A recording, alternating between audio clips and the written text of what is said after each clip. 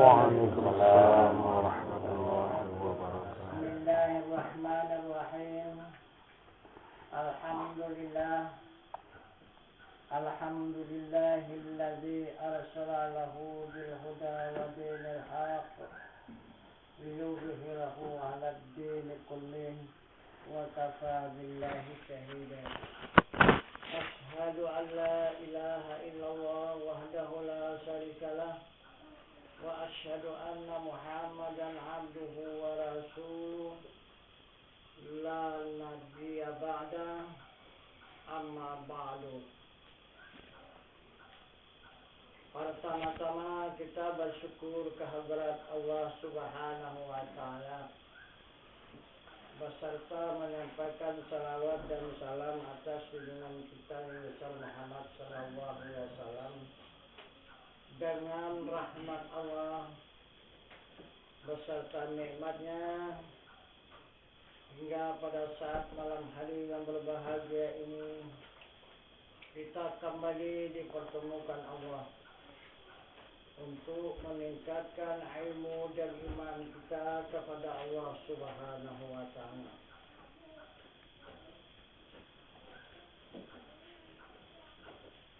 Yang mana Allah Subhanahu wa Ta'ala memberikan petunjuk kepada sekalian hamba-Nya. Dengan petunjuknya yang berbunyi, Inna salata kanat alal mu'minina kitaban mawquta. Jadi kata Allah, salat kewajiban tanda orang yang beriman diberikan fardu berwaktu-waktu. Jadi inilah salat yang 5 waktu. Jadi salat ini adalah jalan kita kembali kepada Allah Subhanahu wa Ta'ala. Pelajaran kita yang telah lalu adalah jalan kembali kita kepada Allah melewati amal. Ini adalah melewati jalan ibadah.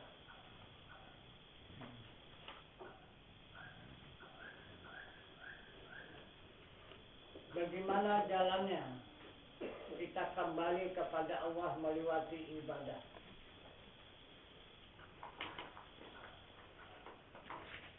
Maka di dalam kita menegakkan salat yang 5 waktu ini adalah berdiri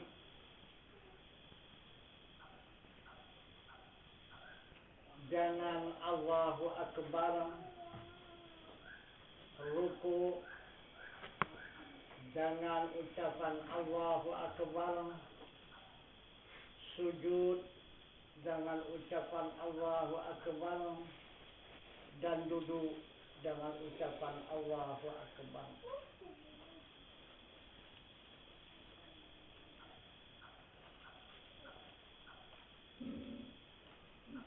Siapakah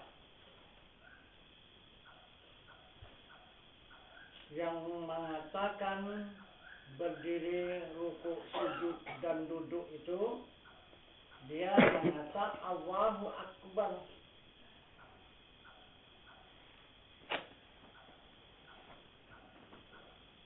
Itu adalah pekerjaan Allah. Berdiri dia menunjukkan zatnya, ruku dia menunjukkan sifatnya, sujud menunjukkan af'alnya, dan duduk menunjukkan perbuatannya.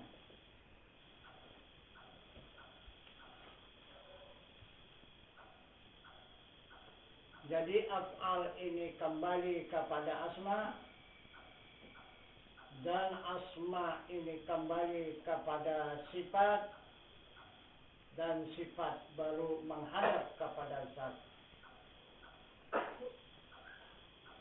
Itu maka dikatakannya salat yang 5 waktu ini adalah tanda iman. yang diwajibkan berwaktu-waktu. Ini dengan perjalanan syariat, dengan perbuatan yang zahir, itu yang dikatakan syariat. Yang dimaksud dengan syarat syariat. Jadi kenyataannya yang melakukan itu adalah tubuh.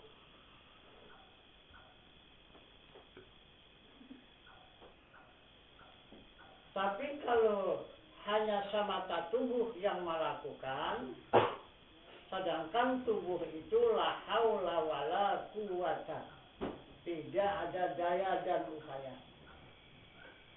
La tahrakun zarratin ila biiznillah. Tidak ada yang bergerak walau sebesar ziarah kecuali izin Allah. Itu kalau secara syariat saja. Maka syariat itu Nabi tidak memisahkan dengan hakikat. Apabila bersyariat saja, hampa, tidak ada dapat apapun yang dilakukan. Dan apabila hakikat samata juga tidak dapat dinyatakan. Jadi batal. Apa maksud syariat dan hakikat? Nabi mengatakan di dalam sabdanya wasyari'atu bila hakikati adilatu wal hakikati bila syariati batilah. Bersyariat tanpa hakikat hampa, berhakikat tanpa syariat batal.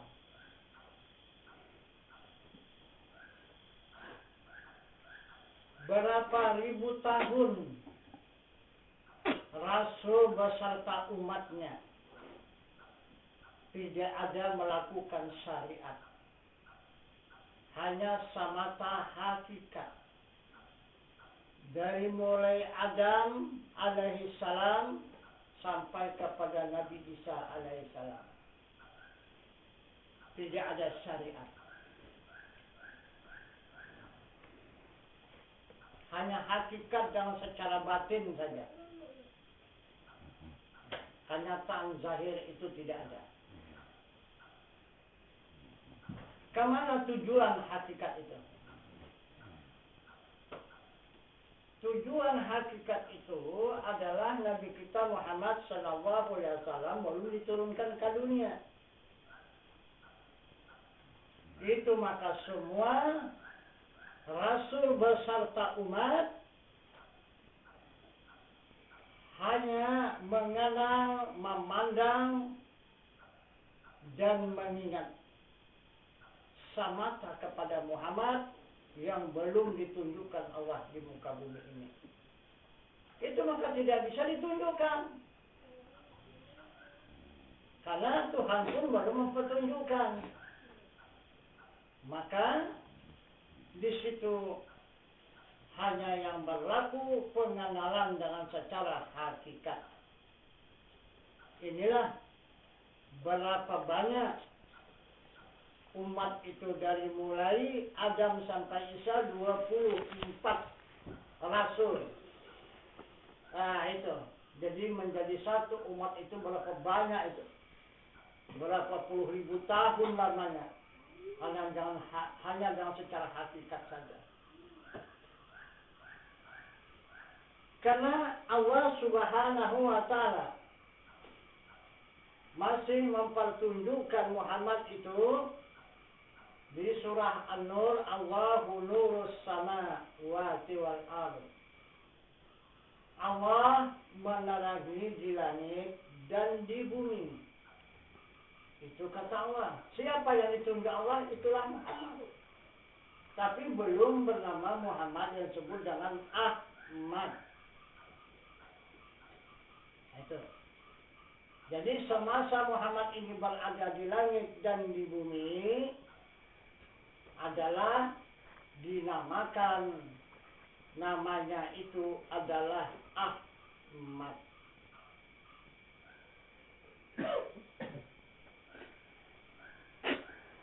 Kemudian sampailah ke Rasul ke-25. Maka turunlah Muhammad ini. Dinyatakanlah Muhammad ini di muka bumi ini. Yang beberapa puluh ribu tahun yang dikenal oleh Muhammad hanya dengan hakikat, hanya dengan batin. Tapi pada saat 12 Rabiul Awal, maka dengan nyata hamba Allah menyaksikan keberadaan Muhammad yang dihakikatkan itu nyata menjadi syariat.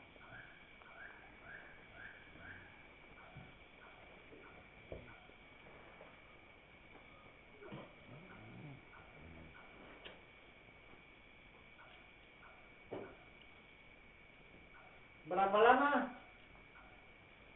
dia menyatakan dirinya dengan secara syariat? 63 tahun.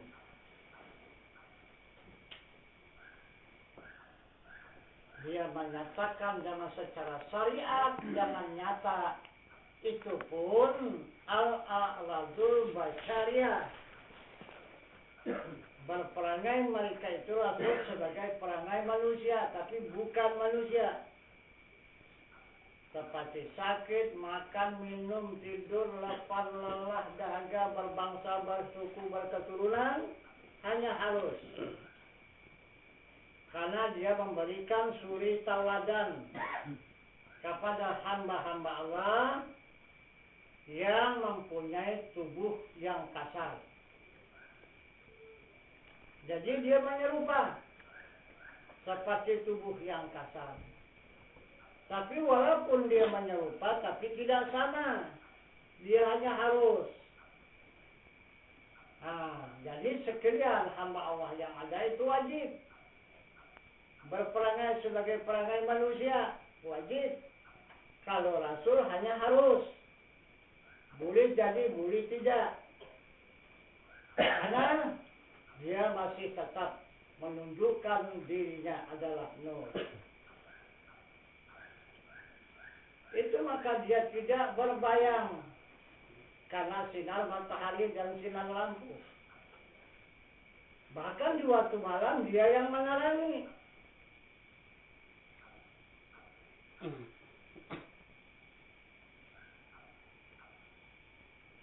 Kalau sebelum dia ditutup wujudnya itu, semesta alam ini tidak ada yang bisa berbuat. Nggak usahkan yang lain, matahari pun tidak bisa memancarkan cahayanya. Karena matahari hanya memiliki cahaya. Dan diri Nabi kita Muhammad SAW itu adalah nur. Nah itu, yang menjadikan cahaya itu. Mana bisa terang cahaya itu kalau dia berbalik menghadap kepada nur.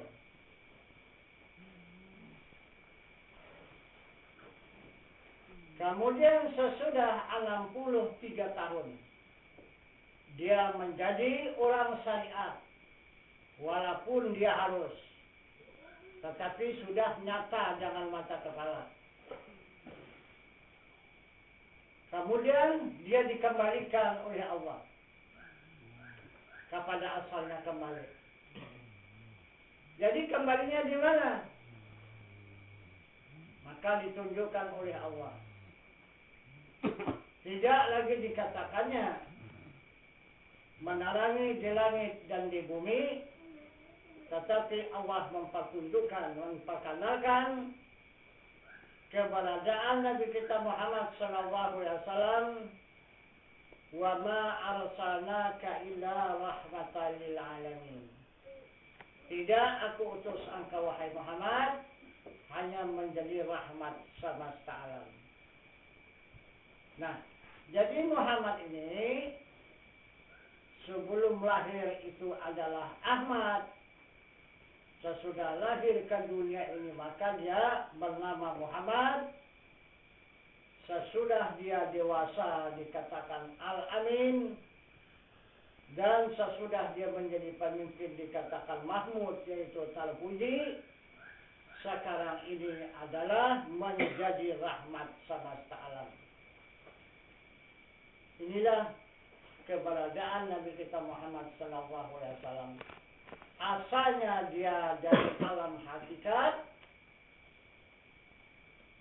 maka menyatakan dirinya menjadi alam syariat, dan kembali dia menjadi orang hakikat. Nah, itu maka tidak dapat dipisahkan antara syariat dengan hakikat. Karena sudah dia menjadi syariat, kembali ke hakikat. Nah, jadi tidak bisa dipisahkan antara syariat dengan hakikat, antara zahirnya dengan batinnya. Nah, jadi zahirnya itu syariat, dan batinnya sekarang ini adalah hakikat. Jadi adalah keberadaan Nabi kita Muhammad SAW pada sekarang ini adalah menjadi batin seluruh semesta alam. Nah itu. Jadi orang yang tidak mempunyai ilmu hakikat itu orang yang tidak ada hubungan dengan Muhammad Rasulullah. Itu orang yang putus hubungan dengan Muhammad Rasulullah dan dengan diri Allah Subhanahu wa Ta'ala. Itu orang yang tidak berhakikat. Itu putus hubungan. Cuma hanya pengakuan lidah. Dia mengaku ada Allah, ada Muhammad, tapi batinnya dia tidak mengakui adanya Allah dan adanya Muhammad.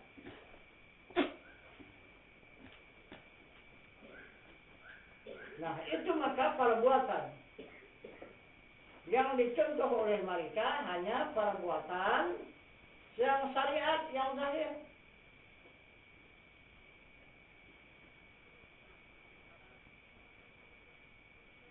Jadi hakikat mereka tidak mau mengakui.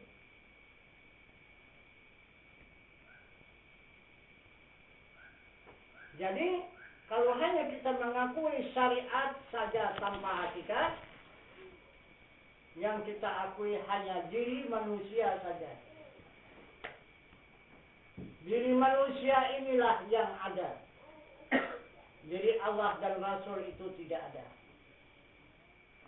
Ini kalau kita berpaham di syariat. Itu. Jadi Allah dan Rasul adanya dalam khayalan. Tidak ada di dalam kenyataan. Tidak ada di dalam keimanan. Itu tidak ada. Nah, inilah yang dipetunjukkan oleh Allah Subhanahu wa Ta'ala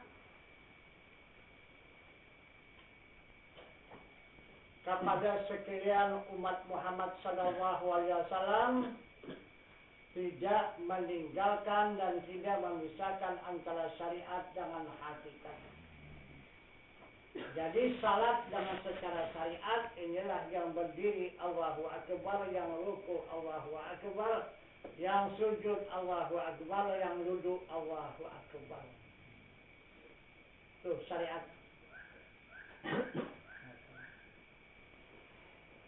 Jadi apa isinya? Yang berdiri Allahu Akbar itu isinya apa? Yang ruku itu mengatakan Allahu Akbar isinya apa? Dan yang sujud itu mengatakan Allahu Akbar isinya apa? Dan yang duduk itu mengatakan Allahu Akbar isinya itu apa?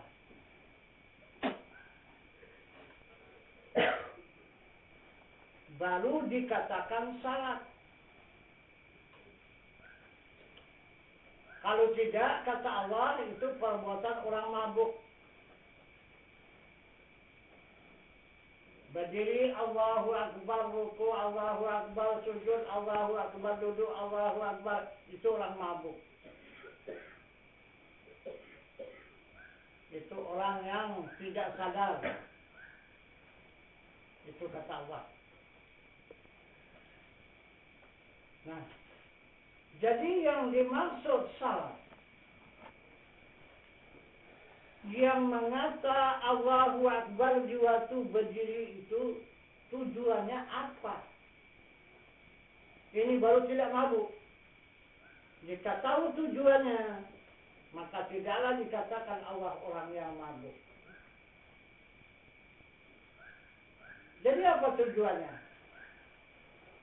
Sesuai dengan petunjuk Allah Subhanahu wa Ta'ala di dalam ayat suci Al-Quran, wa aqimis salata li dzikri. Tegakkan salat, ingat. Ingat itulah dia tujuannya. Ingat itulah dia orang yang tidak mabuk. Apabila tidak ingat, itu adalah orang mabuk. Namanya orang lain kan? Orang mabuk, tidak ingat. Nah, kemana? Enggak ingat kepada Allah. Enggak ingat kepada Zat yang Maha Suci. Itu adalah salat yang berdiri, ruku, sujud, dan duduk. Itu adalah kosong, kata Nabi. Jadi tak ada isinya. Kosong. Cuma hanya capek mengajarkannya, tetapi hasilnya tidak ada. Nah itu. Jadi kalau dia berhasil, jika tahu dia tujuannya dan jika tahu dia isinya. Jadi isinya itu yang dikatakan oleh Allah, wa aqimis salata li dzikri. Tegakkan salat, ingat aku. Itu jalan ibadah untuk kita kembali kepada Allah. Kemudian yang kedua, Allah mengatakan kepada hambanya, inna salata tatanha 'anil fahsya'i wal munkar. Salat mencegah perbuatan yang munkar. Yang mana salat yang mencegah perbuatan yang munkar? Bahkan di mana-mana saja orang yang berdakwah, salat mencegah perbuatan yang munkar, inilah salat yang 5 waktu ini. Itu sudah bersalahan berat. Sudah menyimpang jauh daripada yang dimaksud oleh Allah. Sedangkan salat yang 5 waktu yang syariat ini ada kemungkaran di dalamnya. Kenapa maka dikatakan ini mencegah perbuatan yang munkar? Sedangkan di dalam pelaksanaan salat itu ada kemungkaran. Seperti yang dikatakan oleh Allah, fawailul lil musallin alladzina hum an salatihim sahun. Celaka orang yang salat, salatnya yang lalai dalam ingatan. Nah, itu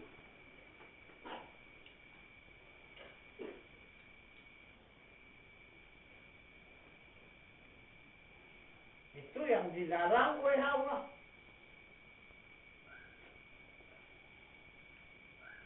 Lalai di dalam salat itu ingatan kepada Zat Allah.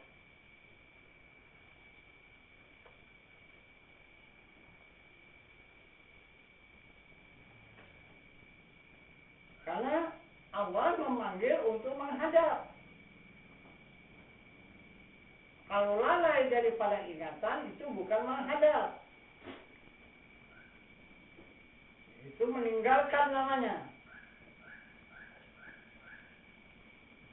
Jadi menghinakan.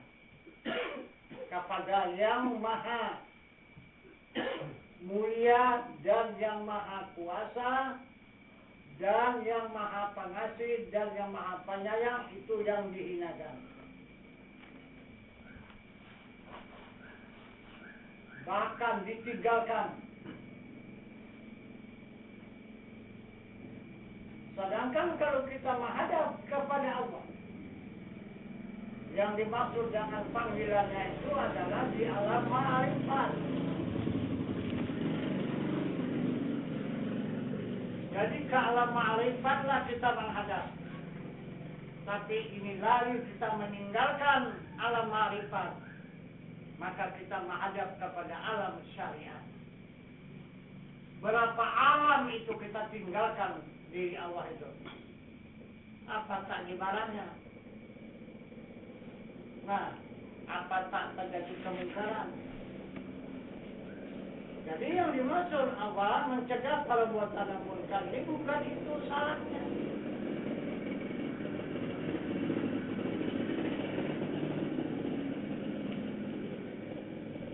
Itu salah orang yang hakikat.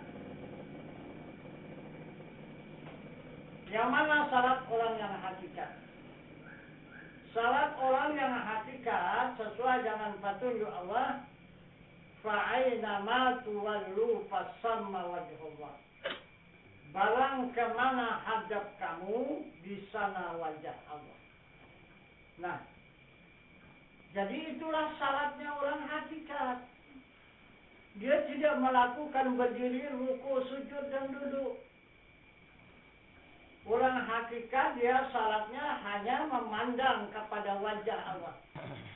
Yang laisa kamitslihi syai'un wa huwas sami'ul basir.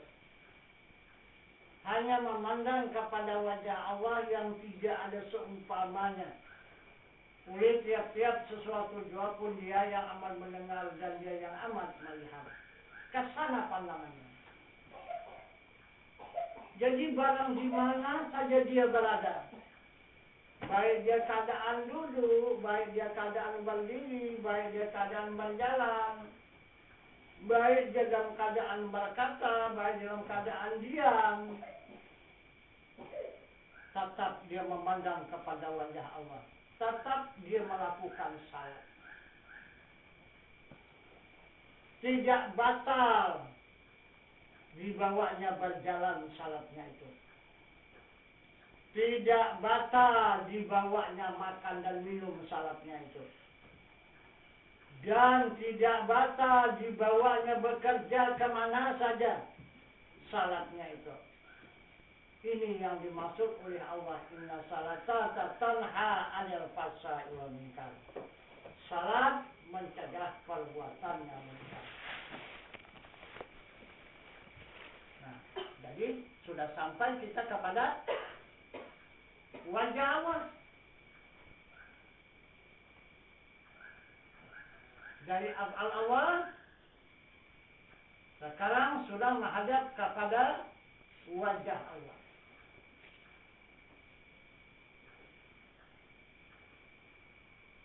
Kemudian baru yang ketiga, yang dimaksud oleh Allah Subhanahu wa ta'ala, yang diwajibkan atas hambanya melakukan salat 50 waktu sehari semalam, yang dikatakannya di dalam ayat suci Al-Quran yang berbunyi salatan daimun, salat yang tidak berkeputusan.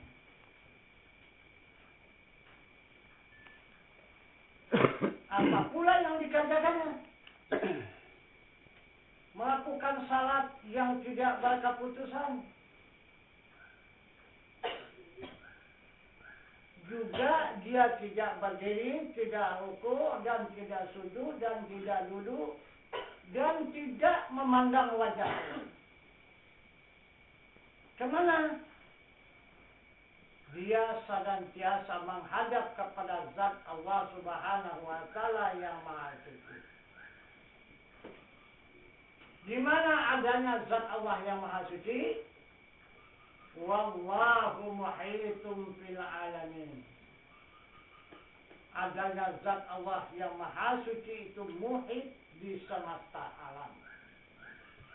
Jadi kemana saja dia berhadap, tetap dia menghadap kepada zat Allah.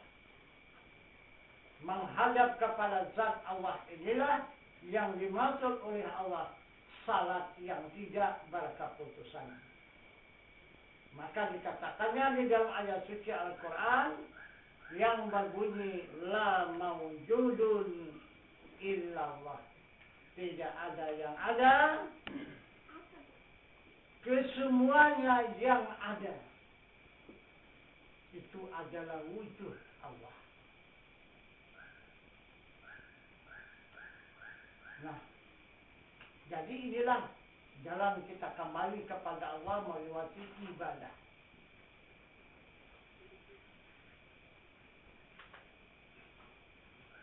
Dari af'al masuk dia langsung kepada wajah atau kepada sifat. Sesudah sampai ke sifat, otomatis dia akan menghadap kepada zat. Inilah perjalanan kita kembali kepada Allah melewati ibadah.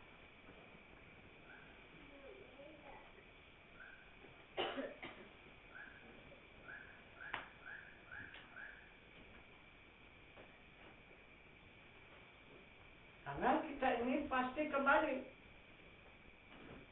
Jadi jalan kembali ini yang sudah ditetapkan oleh Allah. Pertama jalan ilmu, yang pertama.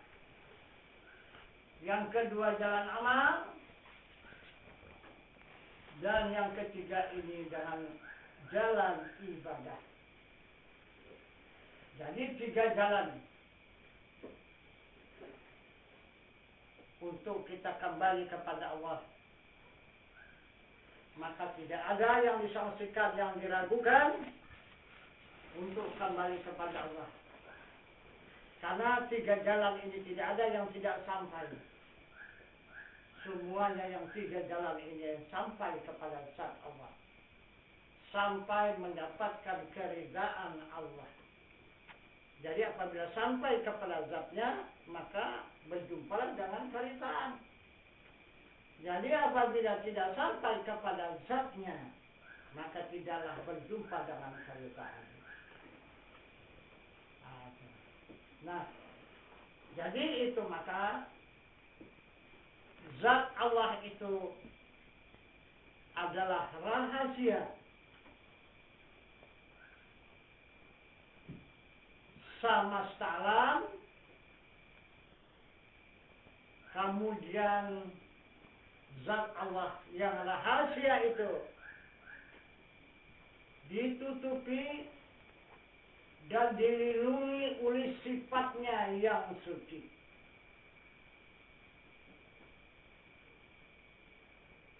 Karena dia maha suci. Zat Allah yang rahasia itu maha suci.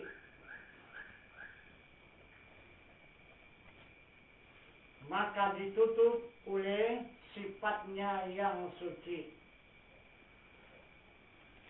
Kemudian sifatnya yang suci ini ditutup pula oleh asmanya yang maha besar.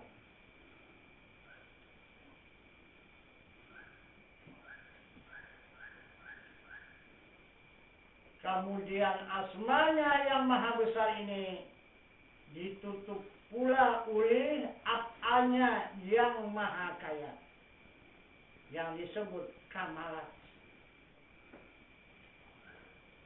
Jadi di dalam kekayaan Allah ini yang ada di 7 lapis langit dan di 7 lapis bumi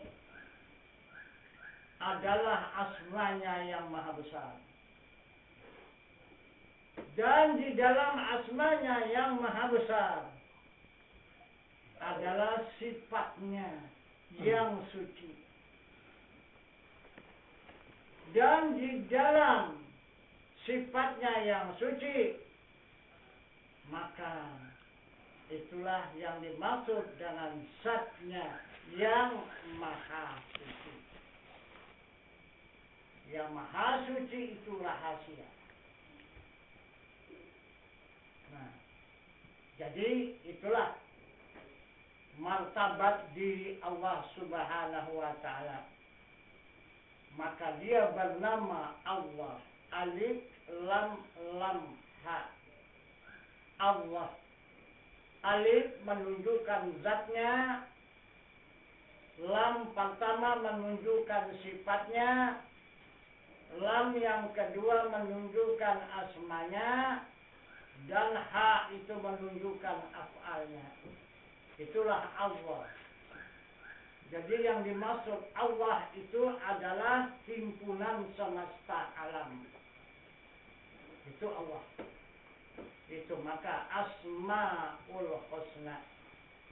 Itulah Allah. Nah, jadi zat yang maha suci ini yang ada menjadi rahasia semesta alam oleh Nabi Musa alaihi salam, ditunjukkannya di muka bumi ini atas permintaan Nabi Musa. Zat Allah itu mengabulkan permintaan Nabi Musa. Kenapa Nabi Musa maka meminta zat Allah itu supaya dinyatakan di muka bumi ini? Sedangkan zat Allah dengan bumi ini dia adalah sangat kotor, sangat jijik. Dia dengan bumi ini. Kenapa maka diminta oleh Musa? Mau dia menunjukkan dirinya di tempat kotoran ini. Karena dia maha. Itu. Maha pemberi. Maha pengasih. Dan maha penyayang. Maka dikabulkannya. Jadi apa alasan Nabi Musa meminta zat Allah supaya menunjukkan dirinya di muka bumi ini? Karena sekalian hamba Allah yang ada di muka bumi ini tidak percaya lagi kepada Rasul. Tidak percaya lagi kepada Musa. Karena semua umat itu menuntut kepada Musa, jika benar kau utusan Allah, ya Musa, coba tunjukkan Tuhanmu itu mana, supaya kami tahu. Kami tidak percaya atas petunjukmu. Langsung kami pertemukan dengan Tuhanmu itu supaya kami beriman kepada Tuhan. Maka dari itulah Nabi Musa tidak ada henti-hentinya bermohon kepada zat Allah untuk menunjukkan dirinya ke muka bumi ini. Sehingga turun Raja Malaikat supaya menghentikan permintaan Nabi Musa. Itulah Malaikat Mukarrabin namanya. Apa kata Malaikat Mukarrabin? Wahai Musa, hentikan permintaanmu itu kepada diri Tuhanmu. Coba kamu lihat, aku ini adalah Raja Malaikat. Coba kamu pandang rupaku ini bagaimana. Mukanya 4, matanya 8. Itu pun tidak bisa mataku yang 8 ini melihat diri Tuhan itu. Apalagi kalian? Apalah kekuatan kalian? Apalah kekuasaan kalian? Mata kalian saja hanya tinggal 2. Saya 8 mata. Udah, hentikan. Apa kata Musa? Raja Malaikat, tugasmu apa? yang memimpin malaikat, pulang. Laksanakan tugasmu. Jangan kamu campur tangan sini. Ini hakku, ini tugasku. Pulang. Tak bisa apa-apa Raja Malaikat. Nah, akhirnya Tuhan mempertunjukkan dirinya dalam 1 detik saja. Stop. Hadis semua jadi abu. Jadi alam semua gulung-gulung itu. Dan umat Musa semua sama Nabi Musa yang menjadi abu. Maka Allah memerintahkan kepada Jibril ditempa kembali Nabi Musa itu. Dihidupkan kembali. Maka hiduplah Musa. Sesudah hidup Musa dilihatnya, umatnya semua jadi abu. Maka dituntutnya pula mereka Jibril. Kau jadikan semua, hidupkan semua. Jangan aku saja hidupkan. Semua umatku itu hidupkan. Tak ada artinya kau menghidupkan aku. Kalau mereka tidak percaya kepada Tuhan, hidupkan mereka kembali supaya mereka percaya kepada Tuhan. Udah tahu ya bukti adanya Tuhan. Maka semua dihidupkan kembali oleh malaikat Jibril. Sudah sadar mereka. Apa katanya? Musa tidak bisa diikut. Macam mana mereka Musa? Tuhan hati. Ini bukti. Semua terbakar. Jadi tidak ada yang bisa membakar selain daripada api. Mana bisa? Tuhan api. Mana bisa kita ikut? Nah, maka semuanya ingkar, tidak ada yang beriman. Usahakan bertambah iman, satu orang pun tidak ada lagi tinggal yang beriman. Habis semua. Ingkar semuanya. Nah, itulah yang sudah terjadi sunnah terhadap kepada diri Rasul yang dipetunjukkan oleh Allah Subhanahu wa Ta'ala kepada setiap hambanya.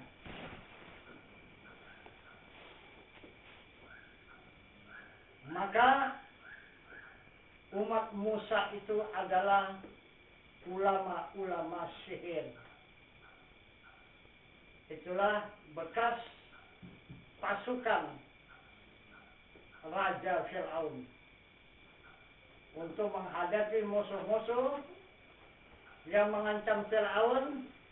Itulah dia, ulama-ulama sihir yang diselamatkan oleh Nabi Musa itu. Tapi tidak bisa diselamatkan oleh Musa.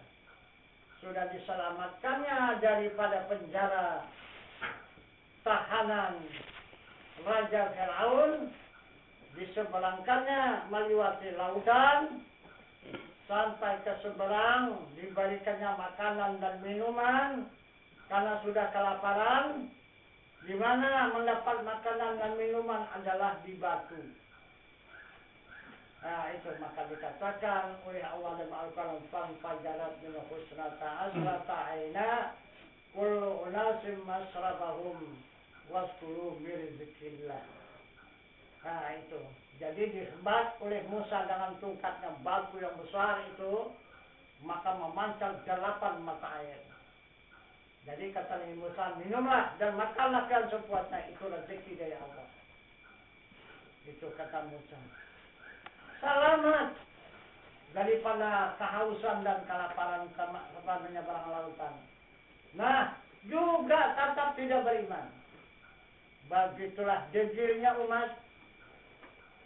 Coba kurang apa Rasul untuk menyelamatkan tapi tidak mau diselamatkan. Akhirnya itulah dia permintaannya, meminta Tuhan supaya diwujudkan di muka bumi ini. Maka terjadilah kehancuran. Nah, jadi kemudian maka Nabi Musa pun mengembalikan tugasnya kepada Allah Subhanahu wa Ta'ala karena dia tidak mampu menjalankan tugas kerasulan itu. Karena tidak ada orang mempercayai dia lagi. Jadi pada saat sekarang ini timbul kembali. Sekarang ini banyak kita mungkin yang belum sadar. Bahasa kita ini sudah masuk di zaman Nabi Musa kembali. Nah itu. Kita berada sekarang ini di zaman Nabi Musa. Nah itu. Karena Nabi kita Muhammad Sallallahu Alaihi Wasallam menjamin sampai 1400 tahun. Sesudah hijrah Nabi kita Muhammad SAW dijaminnya dunia ini terkembang 1400 tahun. Sekarang sudah berjumlah 1431 tahun. Jadi 31 tahun sudah melewati batas dari Nabi kita Muhammad SAW. Nah, maka ini masuk kepada zaman Nabi Musa. Nah, itu. Zaman Nabi Musa, maka timbullah sekarang ulama-ulama sihir, dan timbullah sekarang kekuasaan yang luar biasa. Itu yang mewarisi daripada Raja Fir'aun. Akan timbul kembali. Nah, maka dari itu, diri Allah Subhanahu wa Ta'ala akan menundukkan dirinya.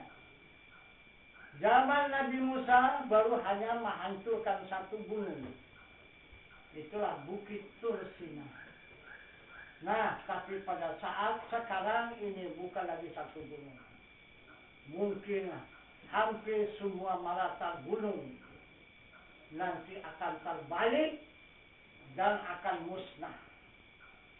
Siapa yang musnahkannya? Zat Allah Subhanahu wa Ta'ala. Yang mana zat Allah? Coba lihat. Lahar sekarang yang keluar di Marapi itu. Siapa itu? Sekarang kalau di puncaknya itu sudah sekarang mencapai 2000 derajat kepanasannya. Yang keluar ini ada yang 800, ada yang 700, ada yang 600 derajat. Sedangkan panas api kalau sudah kita bakar, air itu sudah menggelagar cuma hanya 100 derajat. Itu pun tak tahan tubuh manusia lunyot. Yang 100 derajat. Ini apakah sanggup kita menghadapi 2000 derajat itu?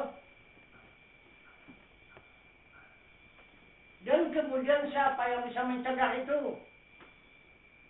Ada? Ada dukun? Ada paranormal? Ada para kiai? Sekarang ini yang sanggup mencegah itu? Ada?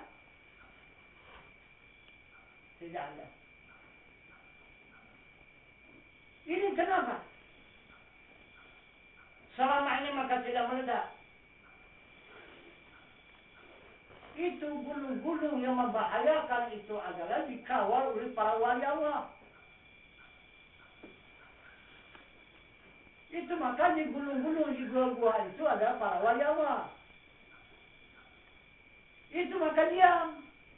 Dilindungi oleh para wali Allah. Tidak ada mengamuk. Melihat kemurkaan hamba Allah yang ada di muka bumi ini. Ini para wali Allah sudah cabut semua. Tidak ada lagi. Nah itu. Nah. Ini. Bakal main zat itu sendiri. Karena tidak ada yang mendamaikan lagi, tidak ada yang mendinginkan lagi, tidak ada yang melindungi dia lagi, maka dia akan main dengan sendirinya.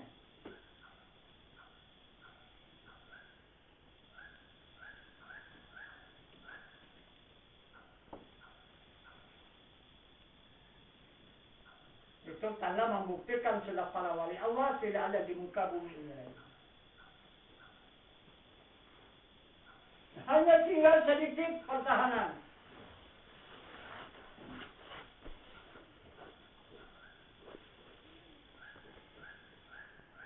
Yang mana? Ulama. Itu.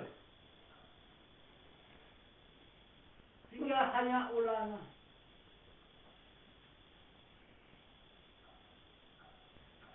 Ulama ini sekarang tidak ada putusnya di fitnah. Di dituduh, dicaci, diancam, mau dibunuh, mau diapa, disakiti dan sebagainya.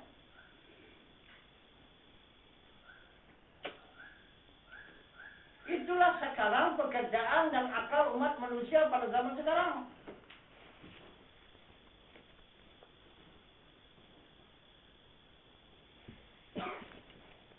Jadi apabila celaka ulama itu, mereka tidak mengerti. Tidak ubah seperti orang menyeberang lautan. Yang mengampak, yang baco, yang nyucuk di tungkang itu. Jadi supaya apa? Supaya mampus, supaya tenggelam tungkang ini. Kalau tenggelam tungkang itu dia mau kemana? Dia itu mau mana? Keselamatannya dia di tungkang itu. Orang tidak sadar.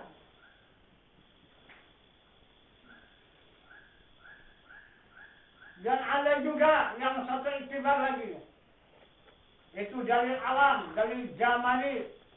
Itu pohon banalu yang ada di pohon. Dia makin subur dia. Nah itu, semakin layu pohon yang di tempat dia apa itu, wah dia semakin bangga. Mati pohon tadi macam mana? Apakah dia hidup subur? Tidak, ya masih juga. Nah itu.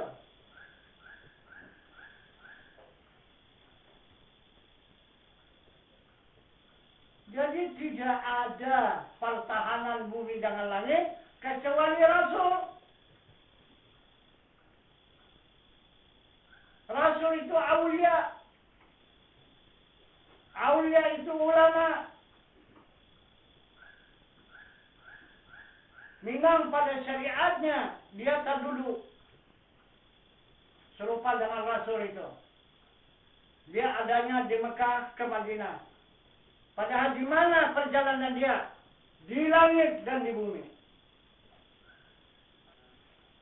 Serupa kekuasaan aulia seperti itu juga. Dia berkuasa di langit dan di bumi. Dan begitulah terakhir sampai kepada ulama. Ulama bukan hanya terduduk di rumah, di sholat, di masjid, atau di kampung. Dia kedudukannya berada di langit dan di bumi.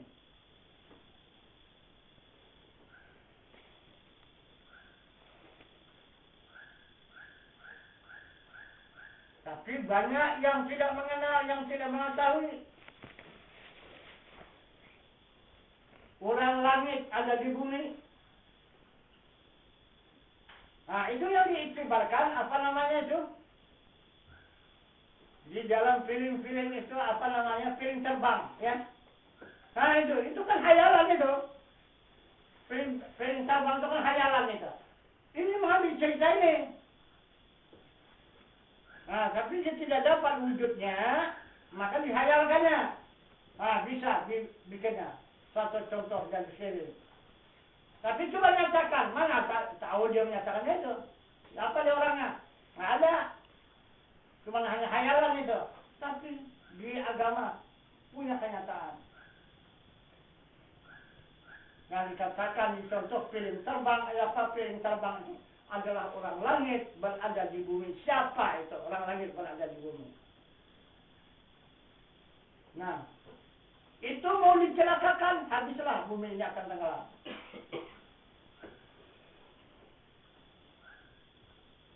Karena dia bertautnya antara langit dengan bumi. Karena ada orang itu. Nah itu. Itu yang dikatakan oleh Allah di surat An-Nur ayat 1 tadi yang berbunyi Allahu nur sama wal ard. Allah menerangi di langit dan di bumi. Nah, itulah yang dinyatakan Allah menjadi Rasulullah, pemimpin di muka bumi ini, memimpin para nabi-nabi yang berjumlah seperti 2,400,000 nabi.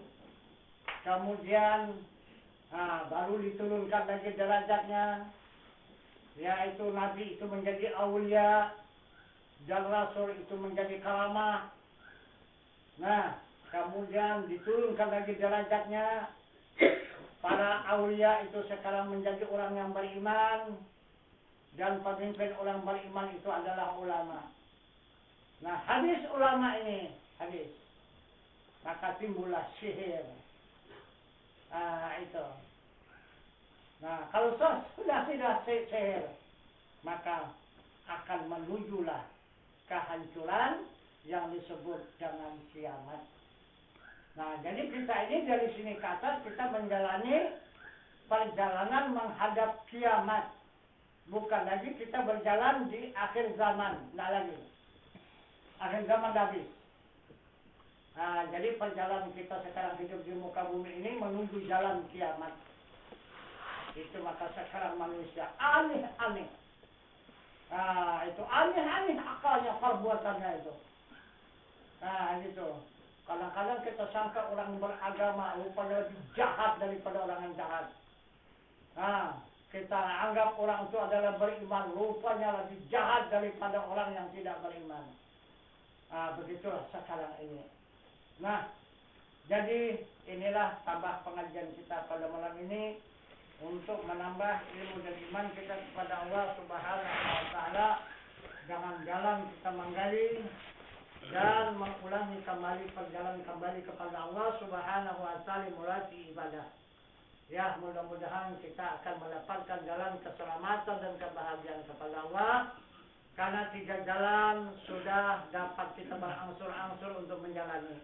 Pertama jalan ilmu, kedua jalan amal, dan ketiga jalan ibadah.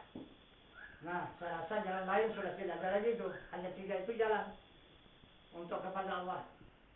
Nah, jadi kita lanjutkan kembali pelajaran pada malam ini untuk usuluddinnya.